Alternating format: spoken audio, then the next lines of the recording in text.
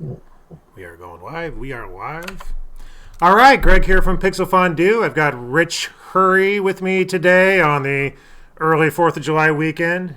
Rich, if you Right. don't know, hey, Rich, is character rigger, character TD with 25 years of experience in this industry. So basically, since there's been an industry, you've been rigging characters It makes me old, in certainly. this, yes, including the last 13 years at Pixar. Again, you've been there as long as about as long as my kids have been around. A lot of experience, and you've recently started a new company called Kitestring, which is a training platform, and also a new product called Ozone, which is a awesome deformation system, and we're seeing here in Unreal Engine. Hmm. And you've recently been the recipient of an epic mega grant, and so Yeah, with I was your just literally given the permission to say so. all right. So with Mega Grant in hand and Ozone well into development, what are we looking at here? So what we got here is and we're gonna get into a lot. Greg wanted me to start at the end, so it- this is a character that I built for the training that we started when we started Kitestring. And this is an order of operations based character. So it's a different way of pushing and deforming points in the scene. And what you're seeing here, there are no joints, there are no skin weights, and there are no blend shapes in this at all. So this is a totally different way of uh, pushing points around in the scene. We also have live subdivision surfaces. This is the Ozone engine running inside of the Unreal game engine. So So let's just stop real quick here, and I'm going to be doing this a lot because Rich moves fast. But typically, when you yes, see animation in something like Unreal Engine, you say no joints, no morphs, or actually, this might probably has morphs, but or no skin weights. Those are typical ways of bringing animation into something like Unreal Engine, right? Joints and skin weights, right? That's the bread and right. butter, typically. Right. And what this style of deformation allows us to do, and let me do this, right? So I'm going to switch this to grid view. And with the typical kind of your standard joint-based system, if you wanted to move the jaw, right, you're dealing with a bunch of different joints. And because you got to deal with joints in the lips, you got to deal with joints in the cheeks and everything else. But with here, what I can do is I can use a single rotate. So what we're looking at is me opening the jaw. That's a single rotate with an independent weight map. And then as I move this up and down, you can see that all the way up to the top of the head, there's motion. The skin, the skin of the character, not a skin weight, is literally coming alive with a single rotate and a single weight map. So when And you then when I say hit, a rotate versus a joint, what's the difference there? well, it's technically from a math perspective, they're almost exactly the same. But I'm not bound by having to use a rotate, translate, scale because a joint is all three of those things wrapped up. Right? It's a matrix. Right, you have a bunch of Uh, useless channels on there that you're not using, right? well, you might. It's but because of their nature, and because of the way they're set up, all the weighting is normalized. That means that you're dealing with these islands of control, right? If I wanted to do something like this, where I'm pulling the jaw down, but also still want to be able to move the lips up, right? You have to have all these little controllers all over the place. And then when you do the big jaw, pulling it down, this kind of thing, you have to move the joints around to get that. Where Right. what I'm doing is I can focus on just making the jaw down look right, making the eyelids look right, making the brow look right, and I can have those as independent thoughts, unbounded weighting, and individual expressions of a deformer or a deformation, and then layer them together. So It if gives me you're tons more flexibility. yeah, so if you're familiar with sort of joint-based rigging, which a lot of people watching probably are, you put in a bunch of joints and then you normalize, you set weights across vertices for the entire model, and then there's this constant sort of tug of war between the weighting between the vertices and different joints that you have to screw around with endlessly to get the deformations that you want, and you always have to make some sort of compromise. Right. And with this system, you aren't dealing with that sort of nightmare scenario that we all have to deal Well, with. it is an unbounded way to work. And there's a lot of wins in this. So there's the final output quality, which I think this shows pretty clearly that we're bringing, kind of a feature film mindset to interactive and in games. But the workflow, the pipeline is so much more robust. There's so much to this. It's not just final output, because not only can you do things that are difficult or impossible to do in kind of a standard system, you can modify, update, and basically embed it into your pipeline a lot easier too. So let's scoot over to this. So this is a little sphere character. We call him Ball Man. Again, no joints, no skin weights. So I'm able to create a bunch of expressions and a bunch of interesting shapes and do it in a completely different way. So this is just 8 rotates, right? So what I'm getting here is a combination of 8 rotates that have been layered together. And I could even do things like this, where I collapse the character down into a sphere, and then I can start pulling the deformers back out of it and doing things like this. And really, when you look at something like this and think about how you would do this kind of a thing with a joint system, it becomes kind of impossible. Yeah, that's where exactly. So if you're familiar with joint rigging and you see this, and that's when you start to get excited, because you're like, you wouldn't even want to attempt this with just joints. And right, this is 8 rotates. Rotates. So as a feature film rigger for all these years, you weren't really constrained by this sort of joint workflow that you see in game development or interactive development, right? You had the full spectrum of deformers available to you to put forth whatever rig you wanted. Yeah, and we're being a little we're splitting some hairs here. Typical feature film production does use joints and skin weights as their primary way of going. So if you're a Maya, rigging TD, joints become your key point in which to move things around, and then the bigger studios will layer their own tools on top of that. So you end up with an environment that is Maya is like an OS, right? And then they layer their deformers on top of it. But at its core, you're still pushing things around with joints, right? That's kind of the primary way in which you implement your final deformations in there. And I know there's a lot of people doing great work coming up with their own custom stuff, but so I'm not trying to take away from any of that.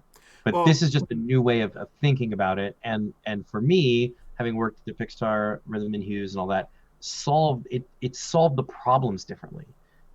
Deformation was just different, right? And so Ozone and Ozone Studio is bringing some of that mindset, into the real world, so to speak. So right. But even if you're just, let's say, a Maya rigger and you're used to using a bin deformer or a lattice deformer and having those available to you, it hasn't always been easy or even possible to bring that stuff to something like Unreal Engine, correct? And so this, to be clear, this is our early prototype. So we built this prototype as a proof of concept to see, and kind of nasty under the hood technically, but it proved that we can do and build things that are different, right? That we can, this order of operations based, deformation system would work and work performantly in the Unreal game engine. But now I can show you kind of where we are. So this is the live version of Unreal, not a baked app, with the current version of the Ozone tool set, right? So we have Ozone Studio where we author our rigs, the Ozone engine, which lives inside of Unreal and then allows you to bring Ozone assets in and animate them. So, this here is, live. Now, the sub-Ds aren't working quite yet. I'm in this, so you're looking at non-sub-D'd characters, but this. So just so we can, I'm just, there's going to be Unreal people watching this, and maybe people not familiar with all the terminology, because typically sub-Ds aren't something that you have in an engine like an Unreal, right? So you're typically just working with polygons, where coming from the film world, or even TV or whatever, you're typically, this type of character would be a subdivision surface mesh instead of just polygons to smooth out the rough edges. And one of the things you're saying is Ozone Studio can bring sub-D technology, that smoothing technology, into Unreal Engine. Right, and I don't think we're the first people to do that. You see, there's no eyeballs in there yet. So we're prototypey land. But subdivision surfaces with Ozone will allow. It's a performance thing. Like, we're able to get the frame rates with these rigs coupled with the subdivision surface stuff. We rolled our own subdivision algorithm. It's based on the standard sub-D open subdiv, but we've modified it for speed. which allows you to create much less dense characters from a topology standpoint, Right. and still get the results out of it. So that's So, the win there, right? You're oh, able it's to, huge. yeah. This goes back into the pile of, it's not just the final look, and I'm assuming that people looking at this are going to see, just from a general quality standpoint, how much better this is, right? This is going to hopefully really change what's possible in the real-time space. But with the ability to use subdivision surfaces as the finaling pass and getting because right now you can see, there's some chunky edges here, right? All that smooths out. Oh, that goes away. Yeah. Right. And what it means is you can rig your characters with less mesh density, Yeah. and get the same visual quality. And as long as the performance is there. And I think we've been able to solve that problem internally. Now, it doesn't mean like you can't just do a standard, Polygonal straight mesh if you want to, yeah. mesh, right? Yeah. But you'll have the ability to add subdivision surfaces in there. And I think now more than ever, with this idea of especially Unreal, it is being used everywhere for final rendering in linear storytelling. Yeah. So television and things like that, you're seeing Unreal being your final renderer. And with with assets that are really meant to be subd, right? Right. Yeah. So now what we're able to do is bring this kind of really high quality rigging and methodology and mindset with that same high quality output and put it into the game engine. And you can use it in games or final rendering. Yeah, so it's really interesting to me with the subd. We'll just stay on subd for a second here before we get into some of the animation channels you're seeing. Because it is a big win. And when you see some of the sort of cutscene asset cutscene quality assets you see in like a AAA game, it's kind of astounding how dense the polygon mesh is. And the reason that the polygon mesh is so dense is because they're trying to smooth out all the edges, something subds take care of for you automatically, sort of with the click of a button. And you think, one of the wins with being able to do that is it's, has to be easier to rig and weigh a less dense mesh and then just subd at the end. Far easier. Instead of having a mesh with 100,000 vertices that you've got to weigh. And then all the joints and all the morph targets, and we'll get into that too. And this is where it's like, when you think about Ozone Studio, when you think about order of operations, that workflow, there are inherent pipeline wins that are going to save you hundreds and hundreds, if not thousands of hours, really working on characters and bringing them into a pipeline and making changes and adjustments and updates and getting art direction. There's so much win in it. And it can do things that you've never seen before. So I got to. I'm sorry, Rich. I was going to say, I'm going to be interrupting Rich this entire. That's the whole plan. That's the whole plan. The whole plan is for me to interrupt Rich. I'm going to throw in questions from the chat throughout this whole thing. So please do ask questions. And somebody is asking, Absolutely. This is really relevant, is performance enough to animate with the whole scene going on? Because performance is what you're all about. So let's talk about that a little bit. Absolutely. So where we are right now in our development for Ozone, the Ozone engine and studio and everything, is we're getting, I think, 4 millisecond executions per tick with like 300 or 400 deformers. Okay.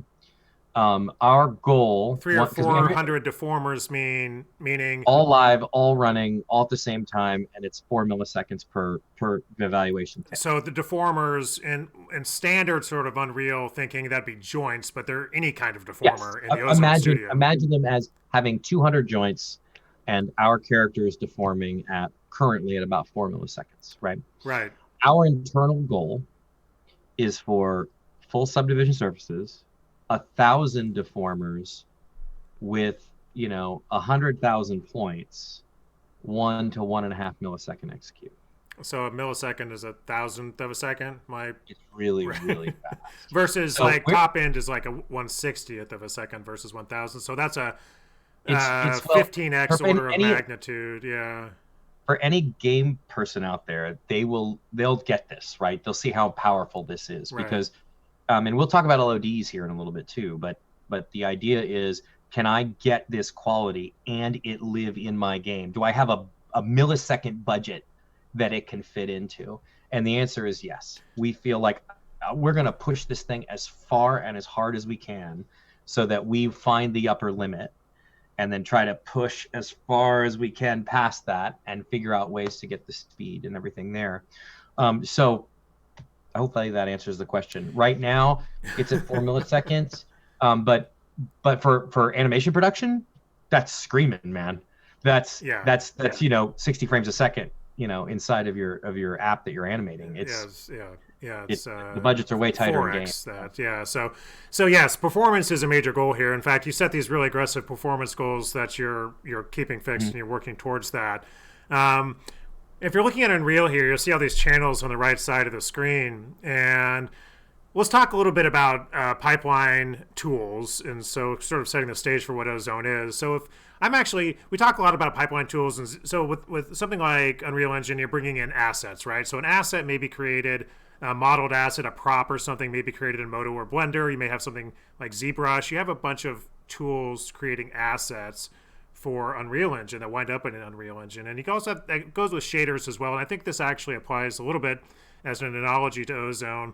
If you use Substance Designer, you're basically rigging a shader, right? You're rigging up a shader that can be brought into Unreal. And then an artist can take that shader and adjust the amount of rust on the metal or the amount of tiling or whatever it is that this rigged shader has provided you, that you authored in Substance Designer. And what we're looking at here is authoring a rig in Ozone Studio, bringing that authored rig into Unreal Engine with the Ozone plugin, and you have all of these exposed channels here that are driving this super fast deformation system underneath. And so how many deformers are on this model right now? I think there's about 100. There's 100 different deformers on this model being driven by, it looks like, 36 channels. And there's a bunch of stuff going on. But yeah, and I think that's the key, is that this is not a cache, right? This is a live deformation engine. It's running inside of Unreal. You load your Ozone asset in, and then it deforms it. So it's not saving out a cache and a playback.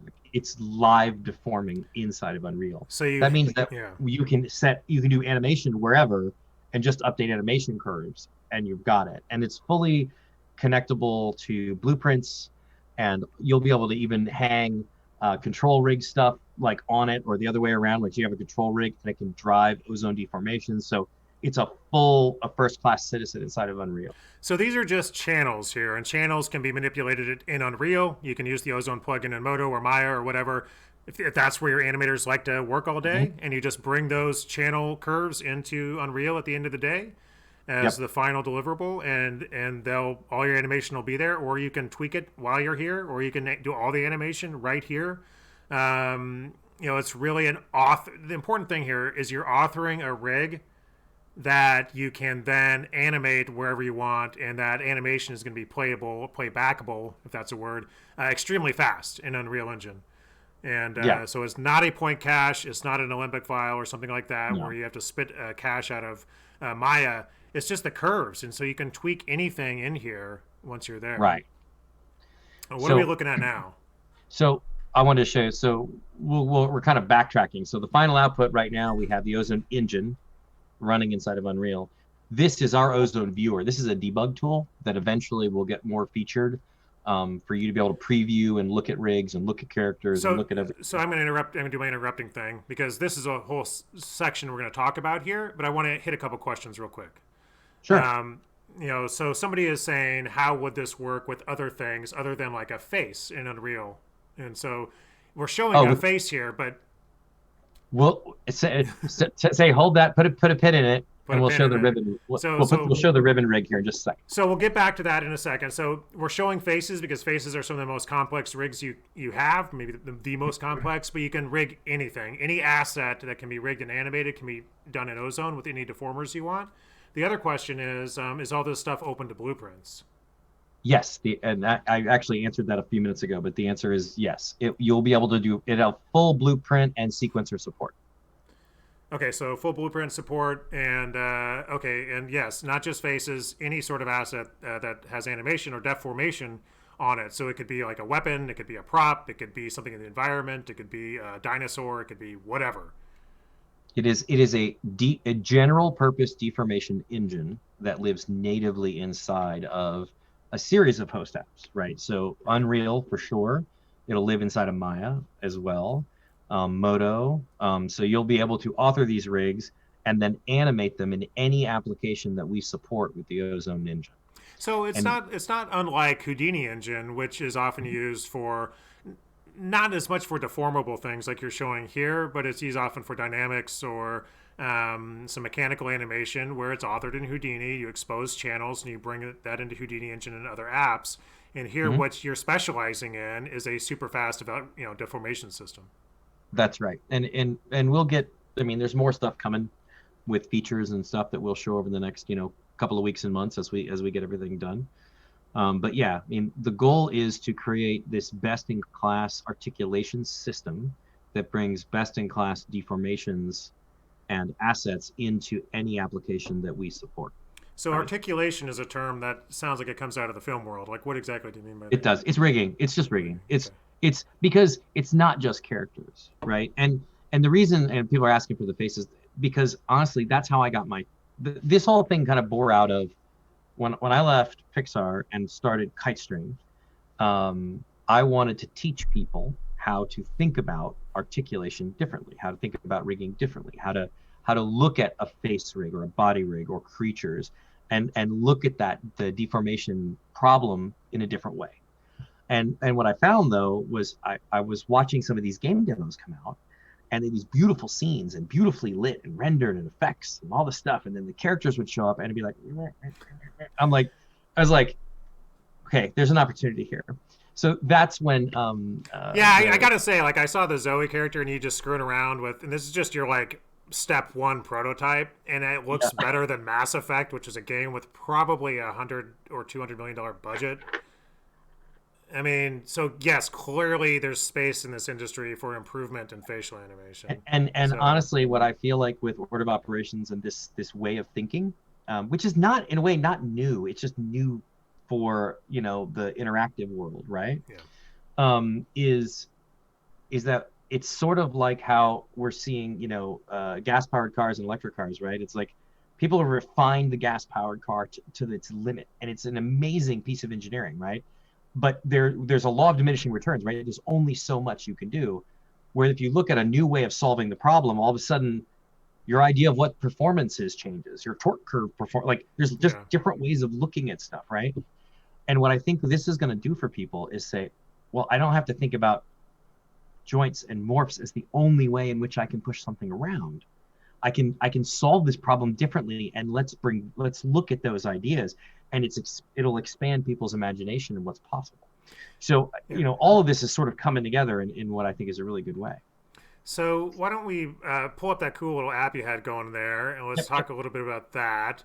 And you know, So this is just our standalone viewer, right? So we needed something that we can use to debug rigs, but also have sort of ground truth, right? So out of Ozone Studio into our own viewer, so that we can see what's going on before we bring it over to the Unreals and the Mayas and these other places, just to make sure for our insanity check that things are doing the right thing. But it's extremely fast, and you can really like what's cool is here is you can really see right? I mean, look at the topology here, and when you start doing things like and just see how that comes alive. well, what's interesting to me is this model is not sub-D'd, but the deformations are so smooth, it kind of looks like it is, right? Yeah, and this is the kind of resolution that I'm used to working in, which is a little sparser because we get sub-D's final results. And Right. this means that rigging's easier, rig reuse is easier, and it doesn't mean we can't handle gigantic poly counts because we're also want the visual effects crowd to be able to use this too. But really, this can change a lot about the way you think about the sparseness of your mesh and what kind of control you can get out of it too. Right. Uh, so So this anyway, is exposing the channels that you set up in Ozone Studio are exposed here. You can test out your rig deformation in sort of an yeah. isolated environment, but we're still hiding the underlying. We haven't touched on the actual rig yet. Right. And like here, if we look at this, here are all the different, controllers and the bits and all the parts that, you don't need to mess with it. So, Oh, let's you let's know, actually talk about that for a second because when you think of a rig, especially as an animator, you're not necessarily thinking about all the work that somebody like you has done setting up the deformers and the weighting. You're thinking about the control system you get Right. from the Right. rigger. So Yeah. can we have a control system in Unreal, or is it just dragging channels? The answer is yes. So the way we're designing, Ozone is that we have a concept of a harness. This is the way that an animator interfaces with the rig. So there's the harness and then there's the rig. And because we can separate those two Having a ideas, vision of an animator in a harness now. just think about it like a puppet, right? You're Yeah, pulling exactly. your strings and it's attached to your character, right? Well, if you untie the strings and you bring another puppet underneath, your animator, your puppeteer can get used to a certain type of channel, a certain type of control structure. Exactly. Puppet So once, puppet anything. we can swap in new characters, new assets, and use the same harness for that. And then inside of all these other applications, we will have something we're calling an adapter. So the adapter will say, I'm gonna take all of the unique Unreal stuff, control rig, blueprints, blah blah blah. That's the interface into our harness, which then interfaces into the character. Right. So that means we can always make sure that when you're in Unreal, you get a great Unreal experience with our tools. And if we can expose something forward that makes it even better, then we can do that too. When you're in Maya, you can have an adapter. When you take facial capture and you want to drive Ozone rigs, that's an adapter that it takes that input and then converts it into our harness, which then drives into the system. So this is not just like, oh, hey, cool, look at a deformer. We are thinking about this from a production mindset from the very beginning to make a best-in-class kind of experience. Well, and that's what 25 years of industry experience gives you. Is you get the 10,000 foot view. So when you're looking at this pipeline from authoring up through sort of testing what we're seeing here, some of the final deliverables which we've seen, you think about animator controls for the animator because you've been working hand in hand with animators for so many years, things like that. So you've got a really good view of the whole thing. In fact, you used to model as well, right? I mean, you actually that's where I got my start. Yeah, you were a so modeler. Yeah, my first gig was a sets modeler on the Matrix sequels. On the Matrix, yeah, all right. At ESC. So, yeah, rigging at its heart is modeling through motion. Right, modeling shapes. You're modeling shapes. So rigging is just using deformers to create shapes. And then your animator will then move that around, but really it's modeling. Right. The problem with rigging is that it's so complicated that you've got to have a very strong technical background to be able to then do these things. But with kite string, we're solving that, or at least providing a solution where you get all of my master rigs that are drag and drop. I teach you how to fit them, and then you can have this same stuff too. You don't have to build this rig from scratch. You can, and I'm going to teach you how. But if you just want to, we'll go here, right? So let me stop real quick. Let me just get a couple more questions in before they filter off. So okay. So there's some questions about some of the other DCCs that the Ozone engine will be available for. I think we'll talk about that at the end. But like Houdini, is Houdini on the map? So the first we're going to do is MODO, Maya, and Unreal. Unreal, right? Okay. Those are our first three targets. MODO, because it's the only application on the market that natively thinks order of operations, like it's got a tool set that's built around it. Ozone Studio is actually lives inside of MODO as a tool there.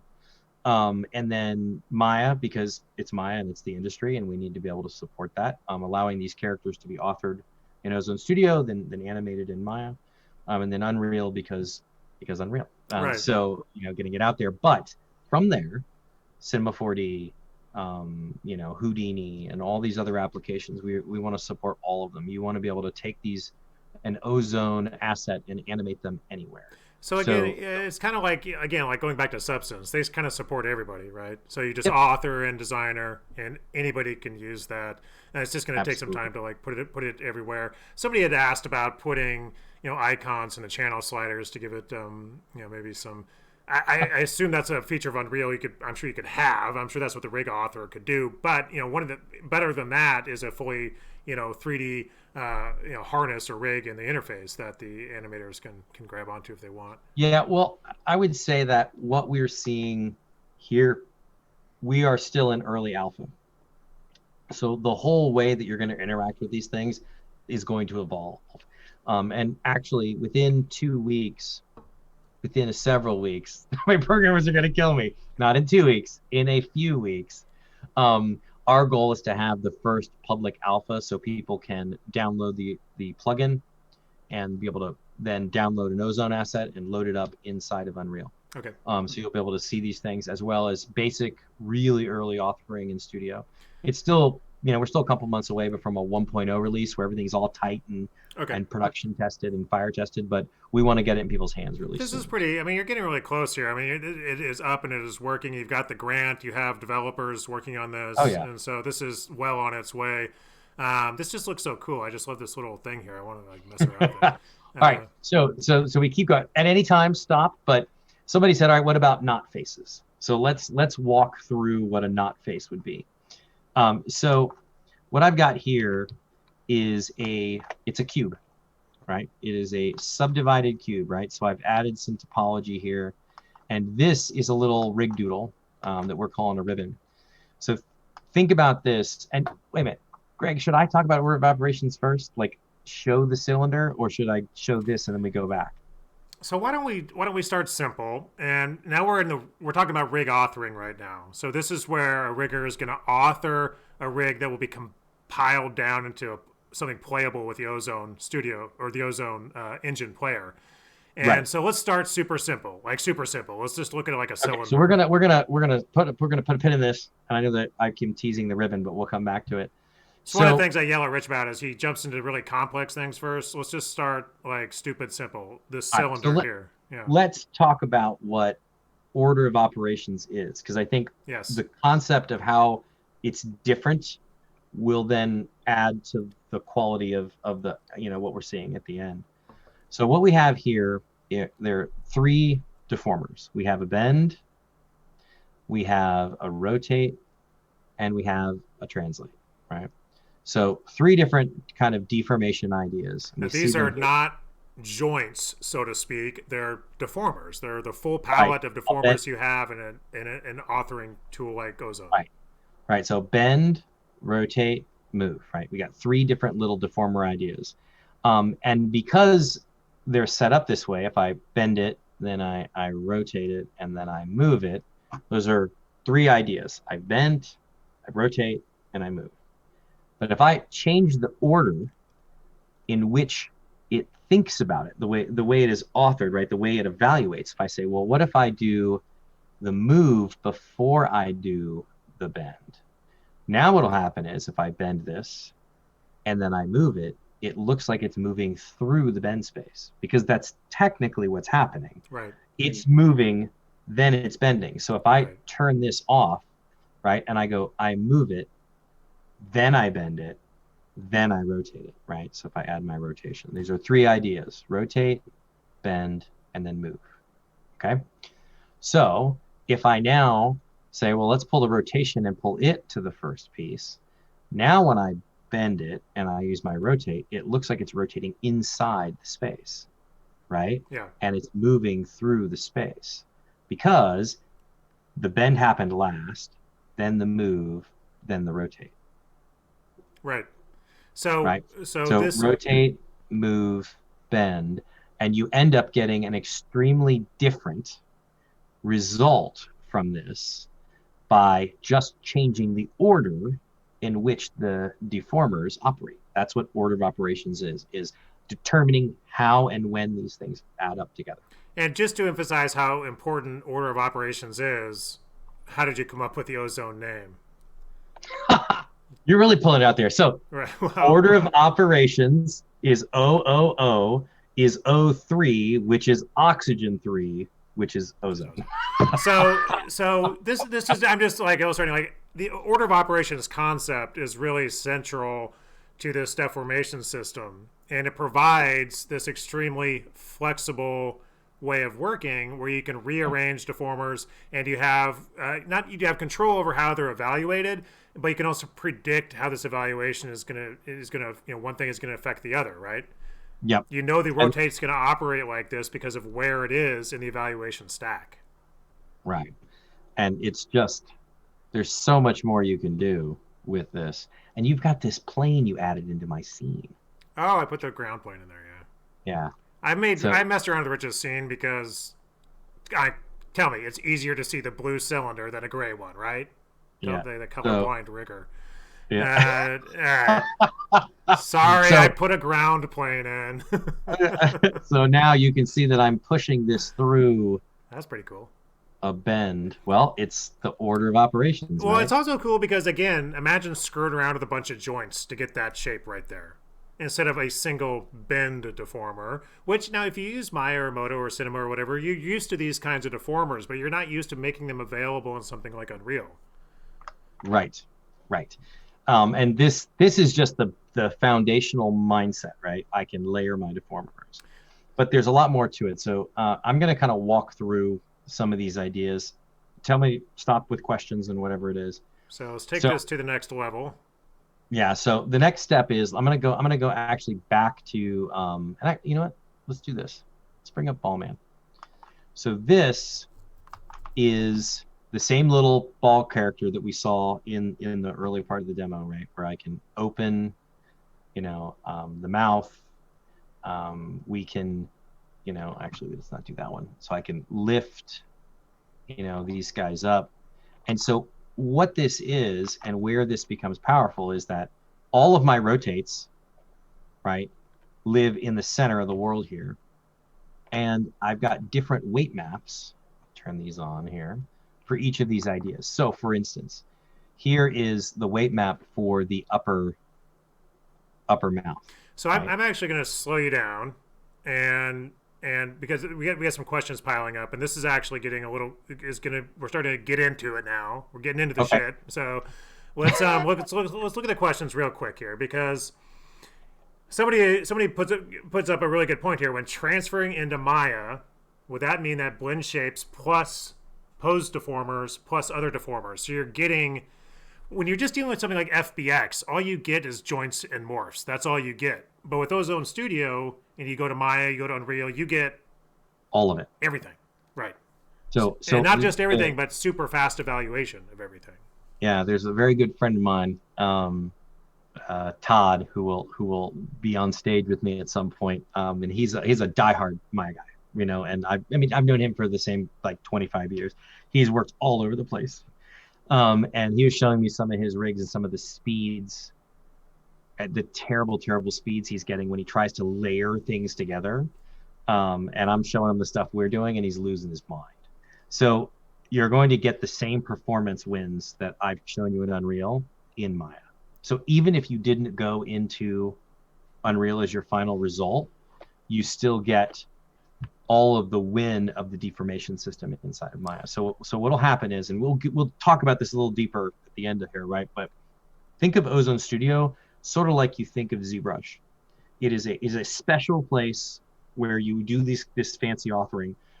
It does what it does really, really well, and then it allows you to bring it into your regular pipeline and then use it. So in this case, all of the master rigs, the actual authoring of the rigs will take place in Ozone Studio. But inside of Maya, if you've got the full version of Ozone and Ozone Studio, you'll be able to edit weights, you'll be able to reorder deformers, you'll be able to fit rig elements, you'll be able to do morph corrections, and by selecting the element inside of the Ozone Studio interface inside of Maya, selecting it and just making a model change, you'll be able to get matrices out. So that means at any point, if you want to attach a locator to something that's being driven by an Ozone deformer, you can, so you can use it with your full constraint system inside of Maya. It becomes a general purpose rig tool inside of there. Now, because it's going to be a deformer inside of Maya, you can also use it just for faces. So if you just wanted to use the Ozone rigging Or for anything, your faces, that's deforming. anything, Yeah. and then use your normal joint art stuff and everything else, you can do that too. They live, it will coexist inside of that pipeline seamlessly. So let me just kind of jump in a little bit here. And so essentially, what you're talking about is a pipeline tool. We're all used to other sort of pipeline tools, like modeling pipeline Absolutely. tools, UV pipeline tools, texturing pipeline tools. Rigging has eluded the pipeline for a long time. Rigging has generally been stuck to the hip of the app you're animating in. So you Right. typically, if you want to animate Maya, you rig in Maya. If you're going to animate Sim 4D, you rig in Sim 4D. What you're doing is abstracting the rigging out into a specialized Ozone Studio place, and you're authoring the rig there, exposing the channels the animators want, compiling all these deformers into a super fast evaluation, and then you can bring that into Maya or Unreal. You still have access to the guts of Yep. it if you Hmm. want to incorporate it into your other rigs. If you want to throw a Maya bin deformer on there, fine. So that's what it is. And somebody's asking here, is the most recent version of MODO? Do you have to have that, or do you have to, or can it work with some older versions? I'm guessing you want the So most recent version, right? you need the latest version of MODO to use Ozone Studio. And there's going to be additional Ozone deformers and things that will be coming into. Yeah. Yeah. So the way to think about it is like this, and I've been through the gauntlet. I've watched development of applications from scratch, from MODO to Lightwave Core to internal at these companies that I've worked for, and it is a colossal effort to build a brand new application from scratch. And I have an extremely good relationship with the Foundry and with the MODO community, and because it already thinks about order of operations natively, it means that I can bring this tool set in and it evolve inside there and grow. And I don't have to worry about just, can I make a widget work, right? Right. So to Greg's point, we're also redoing and building all our own versions of the deformers. So every deformer that we intend to have with, or support inside of Ozone Studio, we're going to create for MODO 2. So there'll be an ozone bend, there'll be an ozone wrap deformer, there'll be an ozone lattice, an ozone slide on curve, rotate on curve, delta mush, all of those things. And as we build those, then they become part of the ozone package. Delta Mush. Delta Mush. That's the one we want to get to. I love the Delta Yeah. Mush. So let me. So there's release date. So Brenda's asking. So let me jump back to that in a minute. One of the things I think might be helpful, Rich, is to just kind of click through those weight maps on the right and just kind of go up the list there and just show the different weights on Right. Well, the geometry. And so you well, can. and this is the whole idea I wanted to kind of illustrate, is that This, all of these weights are independent. it's not a normalized. It's not a single normalized weight map. You have I'm not all these trying different to take weights. Yeah. the left mouth corner side, which is this, right? The sliding this way. I'm not trying to balance that weight with the up, right? I make the mouth up work exactly the way I want the mouth up to work. Then I make the mouth side work the way I want the mouth side to work. And yes, I then have to put the two together and make sure they play nicely. Very good friend of mine, mentor Brian Tyndall from Hippodrome, right? And another He, former Pixar yeah. guy, And we've got right? some really amazing stuff that he and I are working on right now that I'm not even going to tease you with. Wait, did, I did guess did Tyndall just release some training, facial training? I saw something. Was that him? that's the stuff that was on his Hippodrome site. All Oh, of okay. his work is coming to Kitestream. Oh, okay. So we'll have all that there. So I guess I'm pulling cats out of bags now. But the Get fact tracked. is, yeah. but his what he would always say is that you're talking about a balance of errors.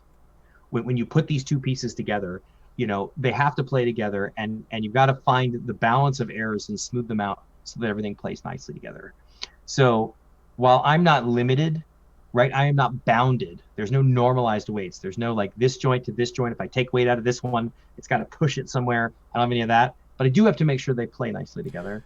And that's that idea of balance of errors. So I don't want to think it's not magic. So if you could you just actually just sort of click through those really quickly, and if you're familiar with rigging and having to wrestle with one weight map and normalizing all these weights between all the different joints and deformers on the rig versus having access to looks like about 8 or 10 different weight maps that are specifically made for the deformers that are being attenuated by them, you Right. see how excited you get as a rigger because you're like, oh my gosh, I don't have to do that thing anymore where I have to take away from here and add to this one and struggle to get the shape I want. And if I get this one looking right, this one looks terrible. Now, like you said, it's not magic. You still have to have these guys play nicely together, but you have a whole set of other tools for that.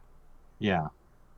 So and this is where we start getting into the depth of the win, right? Like it's not just the final output. It's a workflow thing.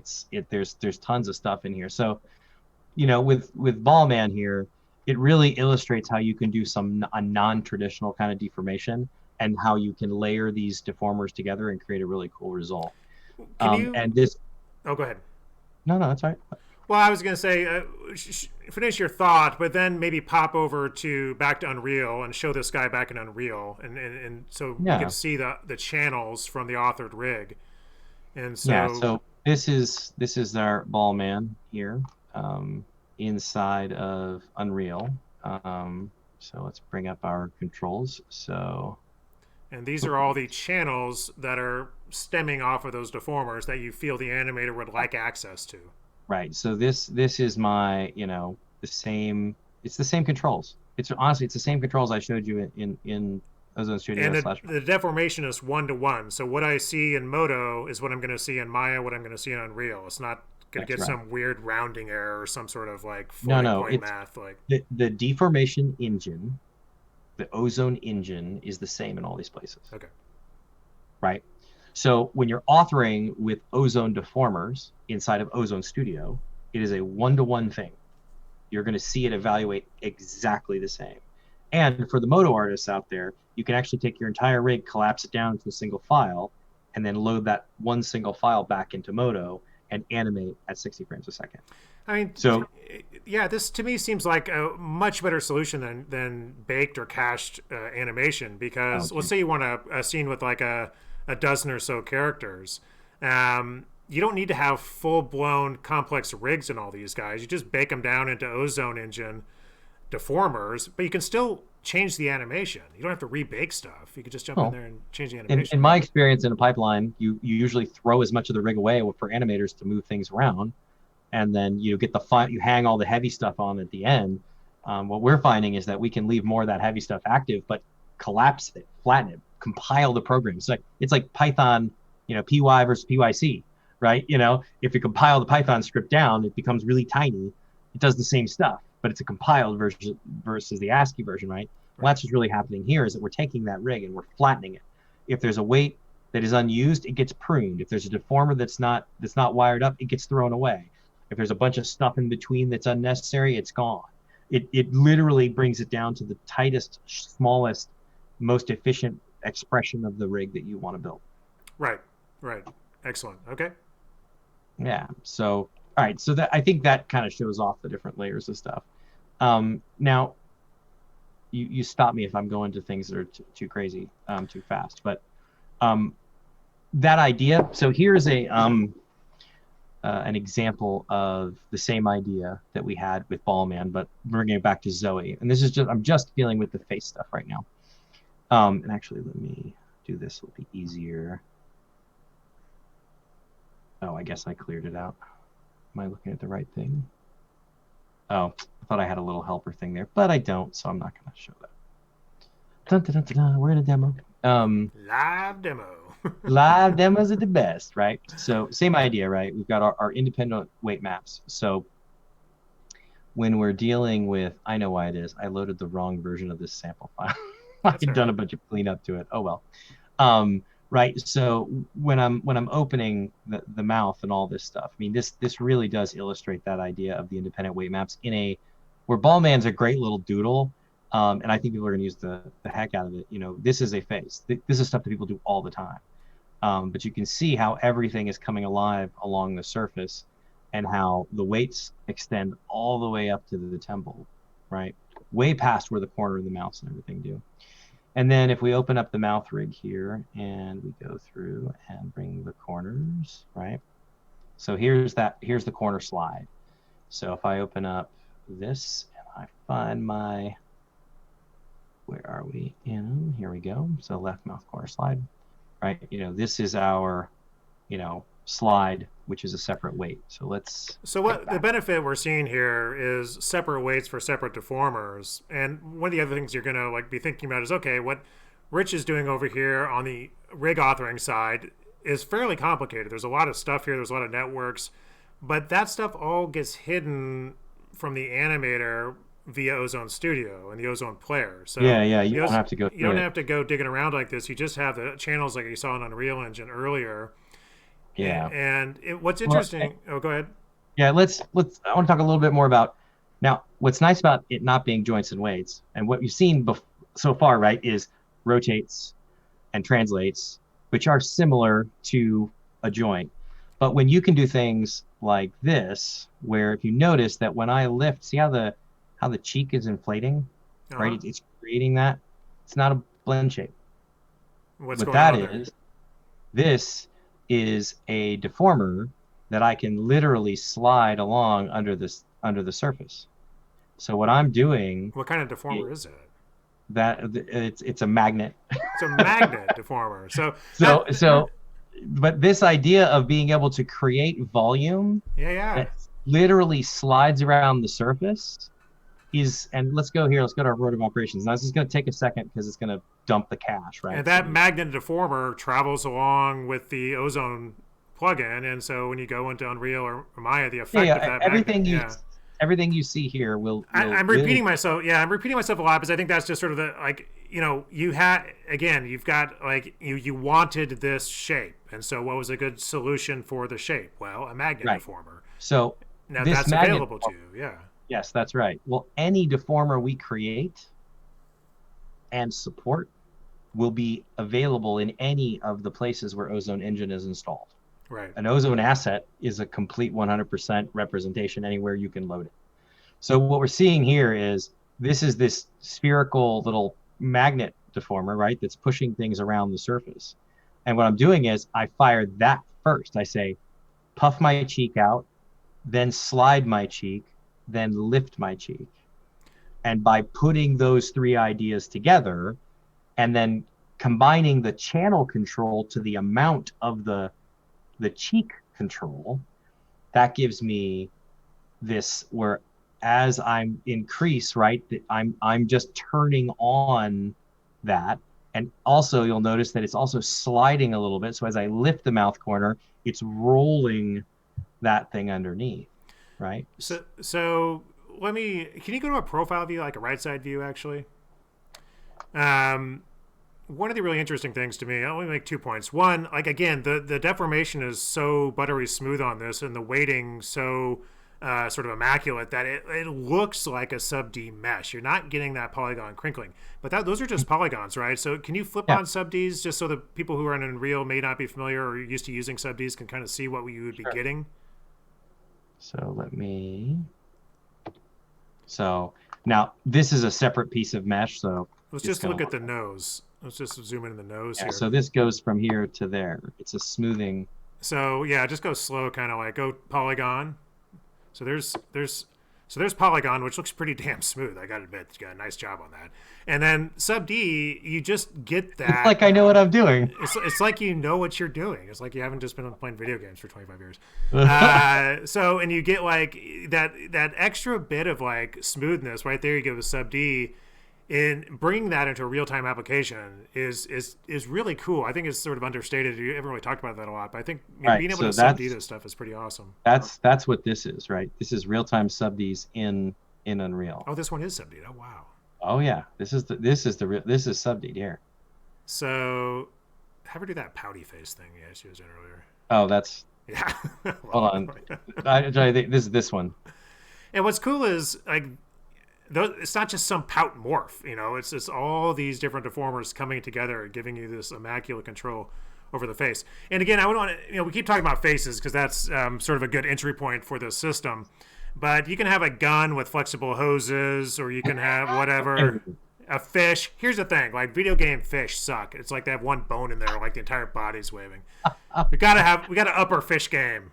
Video game Yeah, I didn't. people. I totally didn't think about the fish market when it You came gotta up the to fish game. The fish game's been yeah. bad. You Well, like he's, let me talk about another win in this, right? So, where are we? Where's my jaw?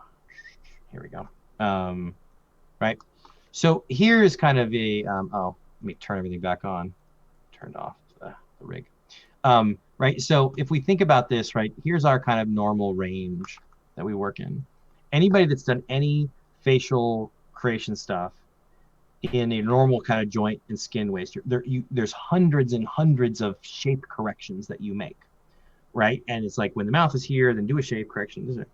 But when your shape corrections become seasoning, they tighten up a shape, and you do 90% or 95% of your movement with deformers, then you can do things like overdriving your rig and doing things that would just literally destroy a standard rig, right? So I didn't rig this to be able to overdrive it, but the nature of the way the independent weights and doing that weighting job right, I've now created a shape, an exaggeration shape, animators can make on their own, and it doesn't break all my work. And you could also, like, slip in a delta mush deformer in there at the top and kind of smooth out some of the crinkles, or Subds even help with that. Oh yeah, oh yeah. Well, I So mean, if you need it, but like just the fact that you can layer all this stuff on there is pretty cool. So let's talk a little bit. So we've been in this sort of complex side of this for a while now, and I don't want to like just make this all look super complicated. So there's sort of so jump in if I'm wrong here, but let's just look at this maybe as a three-legged stool. You've got Ozone Studio, where these things are authored. You've got the Ozone engine, where it's a playback and all the channels are available, so you can animate and whatever and all that kind of stuff and evaluate this rig super fast. Third leg there, kite string is really the training you have, so you can build stuff like this, right? yeah. So, like for instance, here are I've spent the last year and a half building all this, but here are all the different rigs that I've built for the face rig, right? So you've got your full face rig, we've got a jaw rig, lid rigs, all kinds of little helper things, and multi-bends, standard bends. Basically, I've built out a library of master rigs that you can just use. And all of my rigs that are part of KiteString will natively work with Ozone, so you can fit, export, and animate. And this is just the beginning. We're going to do quadrupeds and bodies and arms and tails and fish now. We're going to do fish for Gotta you. get the fish in there. So you'll have like a full human like body at some point, Absolutely. right? Okay. Yeah, you can just drag and drop the rig in, and if you weight your character and poke a button, you push it through. And there's more to that too, because the nature of this system means that you can make model changes to things. Yeah, show that, because that's awesome. All right. Yeah. Well, here let's do this. And first of all, let me go back to this ribbon because we've been holding on to it. So this is another rig doodle, but again, it's something completely not face-like, right? So what I have is a series of deformers that do different things, right? So I'm going to do this, right? If I do a radius, you'll see that what I'm doing is I'm pushing this, right? I'm pushing this deformer out, or this piece of geometry out. And now what I'm doing is I'm going to curl this. So this is a weighted rotate.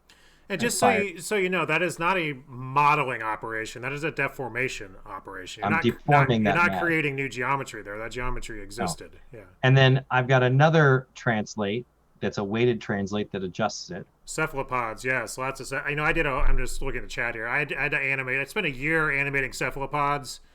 So for a Monterey Bay Aquarium. So I'm gonna do a cuttlefish rig in this when I get a chance. So yeah. And then here we can go through and we can say, all right, I'm gonna slide this up the curve, and if I increase the number of rolls, you end up getting a ribbon.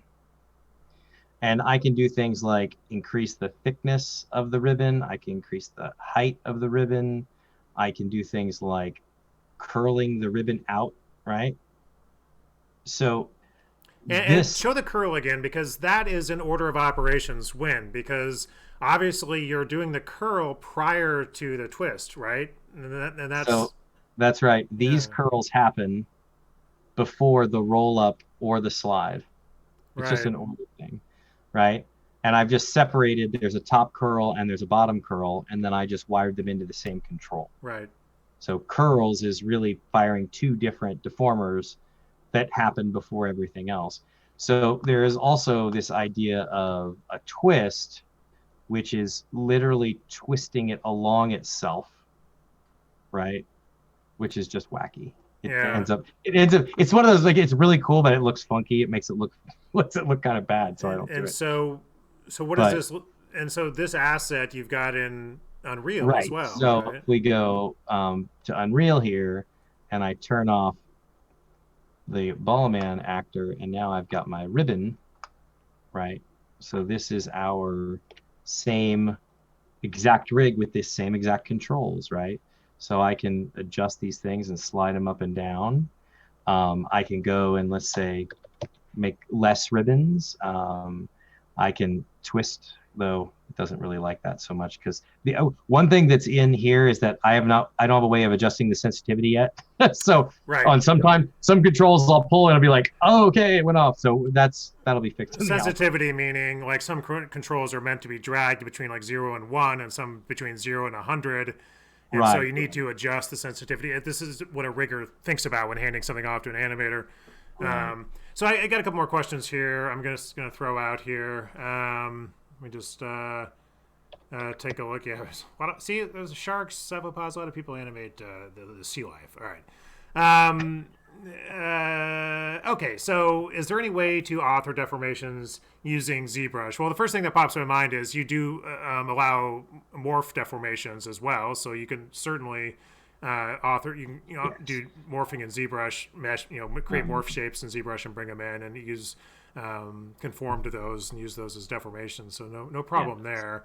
But you can also do sculpting, and you can sculpt in MODO as well. But so are these deformers readily available to just add on top with MODO? Are these deformers? So what you're using here is just a bunch of deformers that ship with MODO. Are you using any custom Ozone deformers on this ribbon, or are these just deformers that ship with MODO? All of this right now is we're translating MODO's deformers to Ozone. Translating MODO's deformers to Ozone. Okay. But in very short order, all of the deformers, there'll be Ozone versions. So there'll be an Ozone rotate, an Ozone bend, an Ozone, because there's a lot of other things that we're exposing, which, depending on how technical people want to get, like really cool, like rig quality of life stuff that we're going to have that just aren't in the current version of stuff. So we've got some performance questions here. So let's say you've got a performance budget, trying to figure out like, is the evaluation be done on CPU or GPU? It will eventually. You'll have a choice. I love it. This is somebody that knows games. All right, so let's stop our share real quick so we can talk about this. All right, so currently everything's CPU based. In the current alpha, everything is going down the CPU path. But we've done all the work we need to understand how to go GPU with it, and the full version of Ozone, and it may not be 1.0, but it's going to be really soon after. You'll have a choice whether you want to use GPU or CPU, and we have a whole scheduler built into it so that you can say, these 3 Ozone characters are CPU, this one is GPU. Whatever your budgets are, we'll be able to give you that control into the hood. So all of that will happen. Right now, we are like, all right, what's the quickest way to get Ozone out into the world? And the CPU path was the way to do that. But we are definitely talking to some of the key players in that as far as making the GPU path as seamless and as smooth as possible. So you would just sort of pick whatever compute engine you want, sort of per deformer or per Ozone plugin instance? So the way it's going to work is, and as far as how granular that mapping will be, I can't answer yet. But we are going to have the ability for you to decide these things, and we're making a thing called a pose, right? So imagine in an animation context, a pose is, here are these channels that make your face look a certain way or make the ribbon look a certain way. Well, we're taking that a step further, and all of the settings and parameters can be poses too. So that means that you can build LOD poses. So let's say you've got a character that comes all the way up on the front of the screen, and you can turn subds on or off. You can turn all the deformers on, but as it steps back, the subds turn off when you switch to a new LOD pose. Then half the deformers, how I turn those things off, I could say, well, the cheek is never going to be seen now, so turn it off and don't even evaluate it. So you'll literally be able to set parameters in your game to what level of evaluation and LODs are happening at. So when you're talking LODs, level of detail, you're not talking geometric. Well, you have subds, but you're not necessarily talking geometric level of detail. You're talking about which deformers are being evaluated. So you Rigged can LODs, evaluation LODs, right. all of that stuff. So you don't have to necessarily evaluate all 700 deformers if you don't want to, right? Right. Well, here there's more to this. So I hope yeah, JF Weedy, hopefully I'm pronouncing that right, is asking some of the more technical questions. I'm not sure if Rich can answer about VRAM resources. footprint, but maybe I don't know. No, I'm not the programmer. I'm not leading the engineering effort. So yeah. but I want to show something because this is important, because when you brought up geometry LODs, the answer is yes. We will support that. And part of what's nice about order of operations independent weights and the way it works is you can take, so check this out. Oh yeah, the modeling change. Yeah. So let's go through this. Now we're really going to play with some fire. I'm going to do some live demo stuff in front of you, and we'll see if if something explodes on me, because nothing like a live demo, right? So let's say I want to go through here and I want to add some new geometry to my mesh. In your normal kind of skin-based system that you're used to, making a model change destroys your work, or really makes it hard to preserve it. Right. But with this, the way the system works is I can actually make edits to my geometry live, and it doesn't break anything, right? So here we'll get to the point where the tool pops up here. Of course she's being slow. Why are you being slow? Don't be slow. So one of the advantages of Ozone is you've got any sort of pipeline tool, you're going to have a lot of back and forth and round tripping, right? And one of the last things the rigger wants to hear when they're round tripping is, oh, hey, we've got a geometry change. Yes. And because you've already done all this work with waiting, and if you want to restart that, Rich, that's fine. I don't know if it's going to freeze in you or not, but live demos, we're all live demos. Like, I'm going to do this live. We're all fine with this. Yeah. Well, so I'm just going to talk if you want to stop that. But one of the last things you want to hear about is have an art director or somebody come up to your desk and say, "Hey, man, we've added a second nose to your character or whatever, right? You got a geometry change because you've already spent a lot of times with a skin and weight system and normalized weights." Balancing out the weights between all these joints and morphs on your face. And so a geometry change, you're introducing new vertices, throws all that off or completely out, and it really sucks. Yeah. And so what we've got here is now that it had to cache all that stuff, which is a bummer. But now I'm going through and I'm making a model change to my character. While it's in a deformed state. Like it's live and being deformed. It's live, and you'll notice that the rig didn't break. So now I've created this extra bit on my ribbon, and as I slide and move this down, say nothing broke. Right? Now you wouldn't necessarily be able to do that in Maya, right? I'm not the most Maya person, but I'm pretty sure this is really difficult to do, to make a live edit and not. I don't think that's going to come along. You go back to the rig authoring system for that, but. Yeah, but so this means I've made that, and then what I can do is I can export this as an Ozone file. So again, because we love to do this live as Ozone, let's go here to ribbon. So now you're saving on an Ozone file, which means you're essentially compiling all these deformers into an executable with these channels here in this little green channel box exposed to the animator. And then this O file will be loaded into Unreal, but eventually you can load this into Maya or Cinema 4D or whatever as well, right? All right. So you've got some virus threat protection going on there. Yeah, man, I love it. I love that. So, all right. So yeah, it worked. Cinema 4D fields are cool. I'm looking at the chat here. Those are cool things. Yeah, some of the field stuff's pretty awesome there. Let's see. So let's go. I want this. I just want to play around with the that really that techie looking app. you're gonna get all this. Let's do a. Can we all now state for the record that I'm not a Windows guy, and so I'm struggling with basic Windows stuff? Oh, you're trying to rename the file. You might have another dialog box open. So I'm going to try to rename this. So I can distract. Yeah. Let's not pick on Rich not knowing how to run there. So where are we? Demos. Yeah.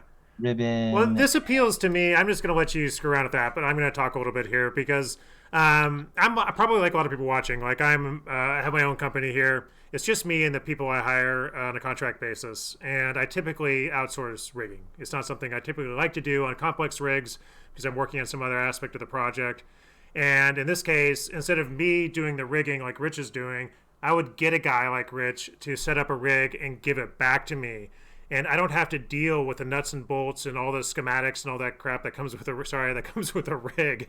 I just give an Ozone player, and I have super fast evaluation of all the deformers that were set up for me, and I have the channels that I want to animate my fish, so I can animate my sweet fish, and I don't have to worry about and we all should this talk rigging about that stuff. too, because we are designing the licensing model for this to make it where the individual artist, the indie artist, can create a rig and hand a compiled rig with the Ozone engine to a client and allow them to use it. Yeah, that's what I want. Yeah, totally. Yeah, so you're going to be able to do that. All right, so I'm going to drag and drop this in here. So now I've created this asset.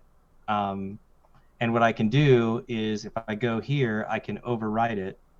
And now, oh, it deleted all my animation channels. Did I do the right thing? I did the right thing. Yep. All right. So I think I turned off my, why would lighting turn off? It's like literally all my lights went off. Unreal's not my thing. Yeah, it's turning back on. Oh, I love it. Wait, you're not doing that? They're just coming back up? It just did it on its own. Okay. So here it is. So I don't. Unreal has achieved AI. But you'll see. Hey, modeling change. Yeah, modeling change, and was able to pull this up, and it didn't break it. So instead of Rich, I would say pulling his hair out, instead of Rich throwing a fit and slamming his coffee down and walking away because somebody asked for a modeling change, you just do it, and there it is.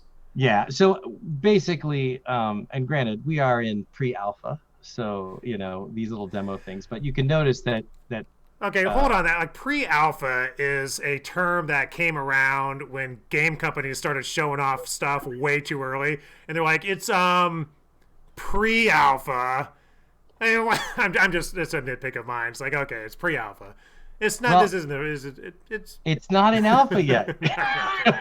That's coming in a couple of weeks, but what happened here was, minus the little lighting weirdness, is that I was able to make an edit to that file, drag and drop it into here, and it updated, and it didn't, it was right there. So you can make big changes to your models and live edits to your models and not lose all of your rigging. That's the point of this.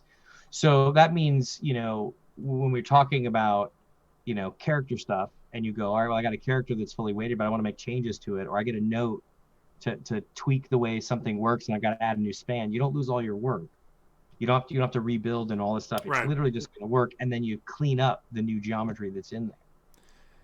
But anyway. So somebody's brought up, this is something I've been bugging Rich about, showing something non-organic, and I think maybe getting a vehicle demo with deformable tires, maybe something like that would be a good thing for people to play around with once you start putting this out in alpha.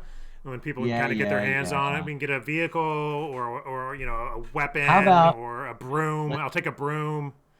Fishing pole. We get fishing poles to form. Fishing pole. You and your fishing things, man. You're. I haven't been fishing for years, but I watch fishing shows on YouTube all the time. How lame is that? I watch other people catch fish. You are for sure interesting. So how about? It's not any worse than watching other people play video games, I suppose. For mechanical stuff, how about we do this instead? No, the tank. I remember that thing. So this is a rig that we fully intend to be able to poke a button and export out of Ozone Studio and into a game engine. So imagine. I'm impressed you were able to find that. Did you model that too? No, actually, John Moore is a good friend of mine up in Canada, did the modeling. So Canadians. Imagine, he's a pretty awesome Canadian. So when you think about treads and the dynamics and all the stuff, I mean, all of these things happening in real time. Imagine this driving across the ground and all working. I say you do it. So my point to the person that asked the question is, we will have full support for vehicles, mechanical, everything directly in Ozone Studio, and we'll deform inside of any of the places we have the Ozone in. So I'm going to give Rich a compliment here. Like, he rigged this thing before MODO had a schematic view. If you can imagine that. That's crazy. Yeah. So I just threw out, there's a couple other questions popping up here. Brian Vowles, fantastic animator, created the, what was the name of Brian? What was Brian Short with the robot? Robot attacks, Robot right? Attack. Robot With Attack. his Yeah. kids, Go yeah. there. Fantastic. Like you're gonna. Yeah. Awesome short. So Brian is saying, okay, so I like to work in MODO, not necessarily Unreal, not necessarily Maya. Can you just export the Ozone file and then make with animated channels and then just tweak that later on in Unreal? Yeah. Right. Brian, you're going to be so happy because you're going to be able to take the incredibly complex rigs that you've always wanted to animate and run them in real time inside of MODO. So you're going to be able to export that out. There will be an Ozone engine plugin for MODO so that Ozone Studio exports the Ozone file. Then you can clear your scene, load that one file directly back into MODO and animate it just like you would in Unreal or Maya. I mean, honestly, there's nothing stopping you from creating a robot, animating all the parts in MODO, and having your friend animate half the other parts in Maya, and then just bringing all those curves together in Unreal. And you're just moving curved data at that point. This becomes an asset interchange format. This allows you to build complex, authored, rigged assets, characters, vehicles, whatever, and allow them to live in any of these applications and transfer work across them all. Somebody's making fun of my fish videos. Yeah. I can't handle golf, I gotta say, Brenda. Like, golf just doesn't do it for me. There's no mystery. There's no sense of mystery. When you're watching somebody catch a fish, you don't know what it is until it comes up. It's like opening a present. All right. I spent too much time animating fish. So yeah, like it's a multi. So really, the way to think about this, and we just keep driving this home. If you're designing a suite, a car paint shader, and substance designer, you can tweak that in Maya, you can tweak that in MODO, and it can wind up in Unreal, right? So you're just abstracting rigging out of the host app. You don't have to rig and animate in the same place anymore. Mm-mm. And you get the bonus of very fast deformation evaluation. And honestly, MODO has rigging tools and this sort of order of operations rigging that has fallen under the radar in the industry. And combined with Ozone Studio and all the kit and plugin stuff that Rich is doing, it's a pretty incredible authoring environment. Hold on, I wanna show something. Because this is the kind of stuff that melts people's brains. All right, so check this out. So this is me opening up, rotating and pulling the mouth up, right? This is a single rotate and a single shape correction, right? I've added a little bit of a morph to give me like this response here. But the way all of this stuff is done is actually carving out that rotate and making it all play nice together. So that means that I can lift this up here, right? And I'm getting this movement. You'll notice that this shape correction is happening and it's fading. So what I'm doing now is animating weights. I'm literally taking that single rotate and I'm carving the weight out by these channels. So that means that when I do things like the mid plus the right plus the end, they're all playing nice together and adding up. So some of these concepts like animating weights, we're getting technical here, but this isn't something you just have to know. There's a lot of training that covers this. And so, when we look at this, right, these are the little channels that are the carve-outs, right? So if I go here and I pull the left, this, right, that's this guy here, right? And so think about it this way. When you're doing sort of standard weighting in Maya and you have this normalized weights and you're tweaking everything, so you take a little bit of one and add it to a little bit of other, and you're always trying to keep it normalized and you're doing this tug of war. Well, here he's just tweaking weights with a curve and getting the shape he wants. You're just adjusting the fall off of the weights with a curve. Again, these are tools that are available to authoring rigs in Ozone Studio, and you have this sort of authoring platform of MODO, which is really nice. And there's training for this. Like you don't like it. Like sometimes this is where I tell Rich he's like getting too complicated and stuff like that. All this is there's training for all of this, and this is it's not a super complex rig. It looks like a super complex rig because it's doing this crazy stuff. But this is two rotates. Right. Upper lit rotate and a lower rotate. With all this sweet sort of curve-based fall-offs on the weighting that's animated. On the weighting. Right. Which means that from an evaluation standpoint, I can get tons more fidelity in my shapes with far fewer deformers. All of this is supported in Ozone Studio, and you will see inside of Maya, Unreal, and anywhere else we So support. doing something like this, what you're doing right now with joints, would just suck. So, But so what you're much. doing is very simple. You're just animating the weights across the midline there. And Yeah, well, what so, I'm doing yeah, here is I'm actually taking that spline and animating the gradient itself. So I'm literally able right. to put the gradient in a graph and scale the gradient up and change the size of the gradient. So this is animating the weights of the shape and then Yeah. applying that to a multiplier on the weight of the actual rotate. So you're Because I keeping can your still, deformers kind of light, but being able to manipulate the weights like this enables you to create all these shapes without having a billion deformers in there. right? And you can see how the little shape correction gets put up in there when it's moving through, and it's engaging and then fading God, as it look at goes that! off. Is so freaky. Like with the, so let's talk. Can we talk a little bit about some of the animation tools that are coming from Mario, like the Delta Mush and things like that? Can that be incorporated into an Ozone? It will be, yes. Yeah. Okay. So Mario and I talk quite regularly. So yeah, the Mario Baldi's writing a bunch of character tools, and we are talking now about how to get all those character tools into Ozone Studio. So it'll always be a separate plugin that you can purchase separately, but also we're talking right now about getting it So I into guess the Ozone the Studio. bigger idea is third party deformers can, with probably some back and forth with you, be incorporated into Well, now Ozone. now we're getting into interesting pipeline discussions. We can Right.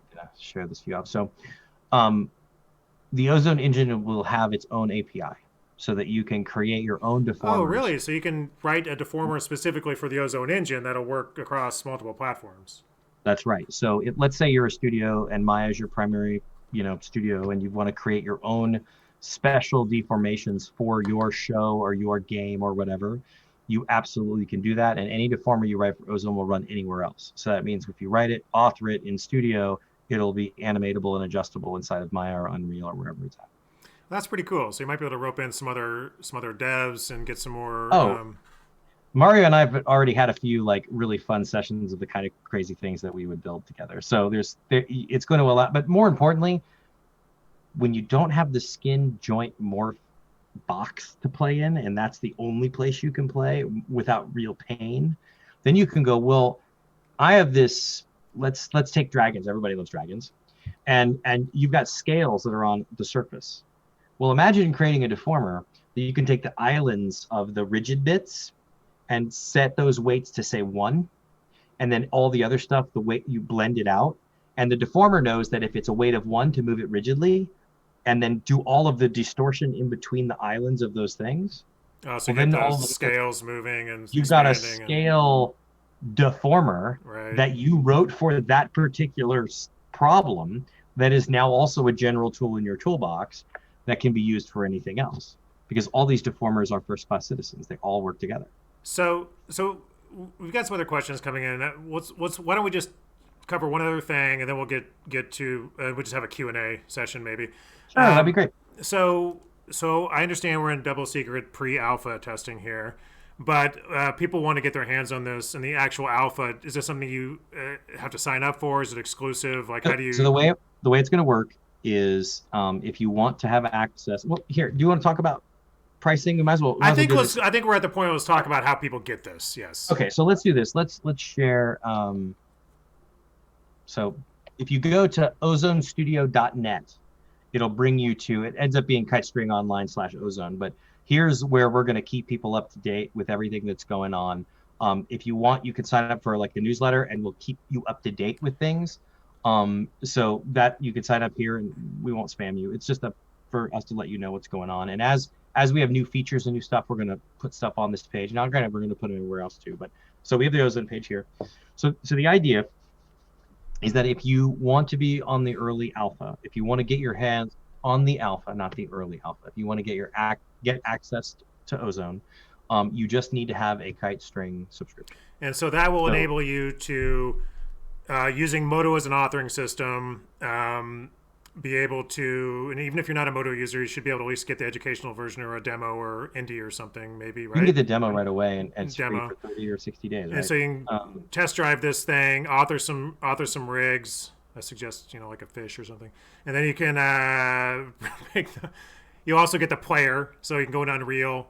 Initially, Unreal is in now. It will be with the alpha. That'll be so when the alpha, you're going to be able to export rigs out of Ozone Studio that lives in MODO and load them into Unreal. Okay, and that's with the alpha. So that's in. That is the very first version is going to be a path out of MODO with a rig and in there. Now we're also going to have a bunch of sample Ozone files that you can just load into Unreal. So if you don't want to go into Studio, you don't have to. And actually, the player is free. Player's free. So if you just want to check out the player, can you download the player, go into Unreal, and you'll be able to sample? download the player and sample content for free. So that means you can load that plugin into Unreal, and you'll be able to load these things and play around with them with no restrictions. I'm telling you, get that tank going, because people are going to want to. Don't worry, we will. Don't worry, we will. I've heard that. So what'll happen is if you want to have access to the export, you want to play with building rigs and export it, then you have to have the alpha to start. And to do that, you have a KiteString subscription. Right. So the subscription is $20 a month. You also get all of the rigging and all the training and everything that's part of KiteString. So that value proposition has been in the marketplace for about a year and a half, and people are digging it. And now it's just also you get Ozone Alpha for that. So what if you say, okay, fine, I'm going to sign up for KiteString for $20 a month. I'm going to check out. I just want to check out Ozone. I check it out. I think, okay, this is awesome, but I'm going to wait until it's out of alpha and into beta. Can you quit KiteString, or are you in for a year? So, no. It's monthly. Monthly. And, so you can the $20 Ozone. Yeah, the Ozone license is tied to your license, right? So if you stop your subscription, then you get 30 days, and then the Ozone, I think that's a good deal, because it's like, look, it's like, so you can go month by month, which is I think fair. Absolutely. And so you can check it out, $20. You can author and you can play it back. You can see if this is going to work with your pipeline, right? And it doesn't disable the player. So this is always have the player, right? Yeah. Think about it like this: the player is sort of like a limbic, right? You don't want me to say QuickTime anymore, but the idea is that it's a free player. Like it will load any Ozone file in it, and it will expose the animation channels. It won't let you change orders of things. You can't access weight maps or any of that, but you end up with an Ozone file that's animatable, and there's no restriction at that point. So the Ozone file, do you just so you can play that back in Unreal? Are you gonna that cool sort of evaluation app you were showing? Are you gonna make that available? Someday there will be an Ozone viewer, but I don't want to give a time frame on that. Right now, that's really just for internal purposes. It's for debugging for us as a ground truth, but someday we'll have a viewer. There's a lot of ideas we want to do with that. But so once Ozone Studio is done, when we have all the authoring tools and all the deformers and all everything you need to be able to rig and deploy and work with these tools, then that's going to go to $50 a month or $500 a year for Ozone Studio Indie. That gives you Ozone Engine Pro and Indie, which means you have access to editing and bringing it into your pipelines and do whatever. Anybody that comes on early, though, and participates in the alpha, will get Ozone Indie for the $20 a month, and will be locked in at that price. Okay, so you got a bit of a early adopters that are going to help us with bugs and finding things and breaking things and all that stuff. We'll get the tool set. We'll get Indie for more than half off. Okay. So because it's gonna break, as you saw, right? It's like we're gonna figure this out when we think it's 1.0, super solid, production ready. That's when we'll ship it. The prices will change.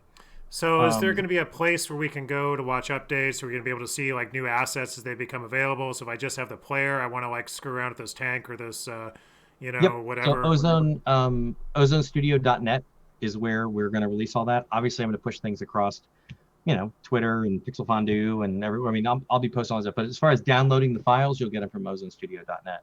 Okay. And then you'll be, we'll update things, news too, where we are, and we'll show off new features and new things. Yeah, I mean, my feeling is a lot of people are just going to want to check it out in Unreal, where they deliver. Yep, so you're going to load up Unreal, you're going to load up this tank, you're going to screw around with the channels. You're like, damn, this is really fast.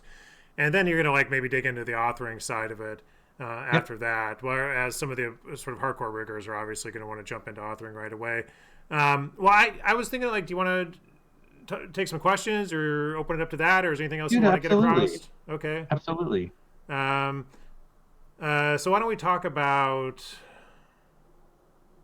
Okay, well, ozone transfer materials and textures, i.e., coupled with the material exporter for MODO's material exporter for Unreal Engine. I would very much love for the Ozone authored assets to play nice with MODO's bridge so that you can push stuff back and forth seamlessly. I'm going to work with the Foundry so that we can get that done. As far as encapsulating all of the shading and everything into the files, we're still trying to figure out what we're going to carry along inside the Ozone file. You'll definitely be able to push the asset over and then connect the Ozone file to it. Yeah, it seems like you don't really need that. I mean, it seems like No, the existing bridge in MODO or Maya will you just push the geometry over with the shading, and then you just that's pop, you right. just drag on the ozone deformer, and boom, you're rocking and rolling, right? Yeah, we want that to be as seamless as possible, but I haven't actually done a lot of research into it. I mean, the hope is, you author an Ozone asset, you poke a button, it shows up in Unreal, and it's working right. So, we'll try to make that as seamless as possible, or as easy as possible. Okay, let's talk about level of detail generation. Are you authoring that inside of MODO? How does that work? Yeah, right now, if you'll be able to set up poses and what data is in poses in the Ozone Engine Pro as we release that, which won't be right away. The first version of the Ozone Engine will just be the static layer, and you'll do all your work inside of Ozone Studio, which lives in MODO now. But more and more of the authoring functionality, or should I say fitting, will be available in these other places.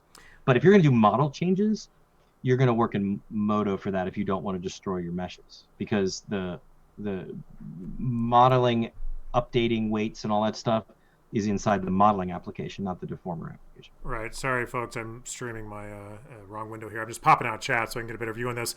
So, Thiago, one of the things you're asking there is, I think we're keeping these concepts.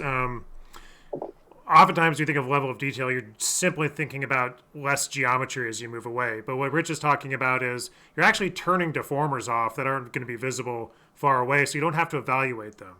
So it's Right. not just a geometric level of detail or a texture level of detail. There's also a deformation level of detail, The evaluation level of detail. evaluation level of detail. And one of the other things he mentioned is, I probably got to pay my weights again if I lower. Uh, Nope. yeah, Nope. that's not how it works. A lot of this pain in the ass is gone. You saw the modeling change she made on the ribbon. Um, you But I know, could have stripped out polys too. yeah, you could have just deleted the edge loops, and the weighting is going to interpolate right across that. So you don't Yep. have to go in and screw around with that. I mean, that's the type of stuff that people pull their hair out about, and it is a huge win in terms of time. It's type of stuff like the game player or even the animator or the people aren't going to see, but the riggers are going to love this, and also the modelers aren't going to be afraid to approach the riggers and say, "Hey, I made a change." Well, one thing that I would love, and this is something from, at Pixar, I modeled my characters and I rigged them, right? I did both of those. So I have a very good sense of topology and modeling and how best to use that to my benefit for final shapes. And I would love to bring more modelers into the rigging world where if they don't have to think about the technical side of the rig and they can just learn how to fit the rig and make weights and make shapes, then modelers can become riggers. And I think they become great, super strong rigging TDs because they understand shapes. And being able to then look at shapes in motion is just the next step in that, but without the huge hurdle. So anyway, I'm looking for, and that's what KiteString's for really, is creating these rigs that you can reuse, and modelers can become more involved in the rigging process. It'd be great. So there's some questions about, you think of a rigged character. Oftentimes you'll have hair or clothing that has dynamics applied to it. Now dynamics can, of course, be applied just in the dynamic systems within Unreal, and Yep. they're just going to work naturally with this other plugin, the Ozone plugin. But let's say you want to author some of the dynamics into your rig. Is that a possibility, or are you just looking at Yeah, dynamics as a so separate we're system? we're we're into future ideas, right? Not 1.0. So I want to clarify, but the whole idea is that we're going to have all these different evaluation contexts and stacks, right? So you can take a character or a tank or whatever, and you evaluate that system. Simulation will then be another stack that lives in your actor Right. as a post-firing thing. So that means that you go, all right, I got my character moving around that's going to then drive close. And then I have a simulator that can plug in as a deformer into the Ozone engine. And so it'll do its work and apply its results as deformed elements that then are just in the stack. So that means you can then, after that happens, if you want to attach deformers or make changes to that result, you can. So it'll be a stack, and we're getting into the weeds technically, but Ozone is at its heart is an evaluation engine. And you'll have different ways to evaluate things and stacks of things and then put all those things together. And let me just, yeah. So dynamics are not flying under your radar. You're taking those into consideration. You have developers who are familiar with dynamics. So there will be, yeah. So somebody, Milo, is it Milo at the Foundry? He's saying, just tell me what you need, Rich, and I'll on the bridge, and I'll make it happen. That's a promise. That is a promise. You heard it here, folks. Right. I can think of some things. Okay, so let's talk. We got a question here. Okay, so FX Node is asking, Unreal's great. When is it coming to Unity? Keeping in mind he's got a mega grant from Unreal. So we intend to support everybody over time. Right. Okay. So that's a good answer, I think. You will not be left hanging. Will not be left hanging. And yeah, it's funny because I have clients who they just use Unity for sort of interactive displays at museums and things like that. So Unity is definitely in use. And so eventually, yeah. But yes, you have a mega grant from Epic, so it is not surprising that Unreal is the first place where this is going to be working. Yeah. The beauty of the mega grant is there are no restrictions on what we can do. I'm just honoring the spirit of that, and we are going to support Unreal first. So will Unreal blend animations? Will that work? So I'm not familiar with that, but I'm assuming you're just dealing with that's curves. Up to sequencer. So that's an animation front end. So for us, blending animation is like having an NLA, and really, as long as your channels and whatever animation context you're working in, Maya, Unreal, whatever, spits the final output into the Ozone adapter / harness, doesn't matter to me. Yeah. So this doesn't change your animation interface at all. This is just a new way of pushing points. It just gives you a lot more flexibility in animation because you can animate wherever you want to. You can even divide animation up between different apps and bring it all together in Unreal. So again, you're bringing rigging into as a pipeline app like ZBrush or Substance. That's right. Or what we're used to doing with modeling with MODO or Blender. So it is a higher quality deformation interchange kind of format, and it's more than that. To bring up the tank thing, a rigid movement is just an affine deformation.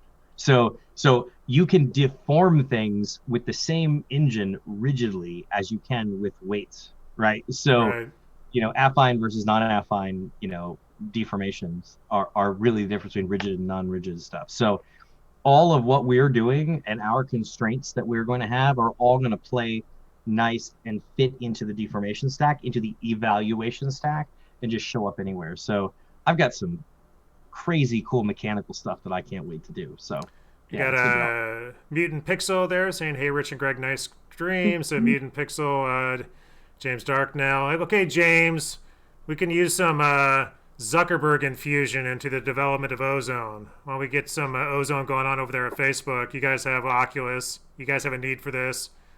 Let's put him on the spot. Let's get some. Let's get some of that endless stream of cash falling out of the sky onto your campus over here to develop some more deformers. Yeah. Oh, let's not pick on James. Put James on the spot here. Yeah. Not pick on James. Yeah, so any other questions here? We've got is this a dynamic thing as opposed to a cached thing? I'm not sure exactly dynamic. What a dynamic. Yeah, okay. It's not cached. It's live deforming inside of the application. When the Ozone engine runs, it is a native deformation in that environment. So okay, let's talk about motion capture data, whether it's facial or body. This is really a rigging question, and Ozone Studio is going to work with whatever data. I mean, well, I'll let you answer, but it well, that's what the adapter's for, right? So let's say you've got a skeleton, you've got it in Maya, you got it in Unreal, wherever it is, you're bringing in mocap data that's pushing that skeleton around. What you do is we'll have an adapter, which is a software term, where you take the output of the joint, the matrix transformation of that joint, you plug it into the adapter, it will convert it into the rotate X, Y, and Z channels in your rig and will just work. So the motion you're getting from your mocap, and then it's just being deformed by ozone. It's instead of the skin and joint weight and tying the deformation directly to that joint, we're just converting the rotations into what needs to happen in ozone. So as far as mocap systems go, it'll be a seamless experience. Once you connect the output of your skeleton to the adapter and into the system, then you can swap out all that stuff and it will keep working. Well, also you have the advantage of an order of operations system, so you could layer additional deformers on top of that data as well. So let's say you've got a character moving around and you want to have something growing under the skin and sliding along. All you need to do is take a magnet deformer and pre-fire it and have it rolling across the skin, and then it'll look like it's crawling over no matter what's happening. So somebody's asking, will it handle some kind of instancing? Now, I'm not sure what, in terms of instancing, you're talking about instancing an entire character, an entire asset. That's something that would probably be done in Unreal. So can you do that in Unreal? Can you instance? I think the short answer is the Ozone ecosystem, the Ozone engine and its friend will support instancing. Yeah, but it's not at release, not at 1.0. But having Ozone crowds, you can't have Ozone crowds unless you've got instancing supported natively. So the engine, the foundation supports that stuff, but we're not going to expose it till it's time. But the answer is it will. It will. Okay. For the harness, would that be built in MODO or Unreal, or would Ozone have a harness building UI? It's an interesting thing. Currently, the plan is that you build the harness inside of MODO and then it pushes it all the way through. But having different harnesses, harness templates is a great idea. So I mean, let's say you've got Ozone Studio eventually for Maya, and you bring in a rig authored in MODO into Maya, and you decide you're now on the Maya side of things, and your animators want a harness that they're familiar with. Would it be essentially just sort of essentially hooking up channels? I mean, it seems like just channel, man. Yeah, you should be able to hook up a harness wherever you want. What'll happen is over time, more and more of the rig manipulation, fitting, and authoring will happen in anywhere we have Ozone Engine Pro, right? So that means, the first thing we're going to start with is being able to just animate channels. Then we're going to expose weight patterns. Then we'll expose the ability to do morph corrections, right? So over time, we're going to add more and more features so that you can do more and more of your rigging in the native environment that you want to work in. But as far as building a harness, it's just a channel. It's a series of channels. And if you have a interface that your animators are used to, a nomenclature for your, for what is brow up and down versus brow left and right, everybody's got their own naming for this stuff, then you could have a harness that's tuned for you that works with your studio.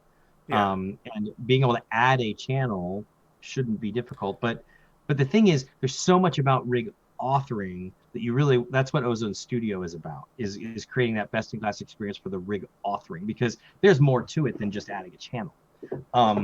Now, we'll get into the weeds of that as we start working with clients. And we have a few right now that are interested in using Ozone for real production. And that is going to give us some real trial by fire, the crucible of production where everything has to get done.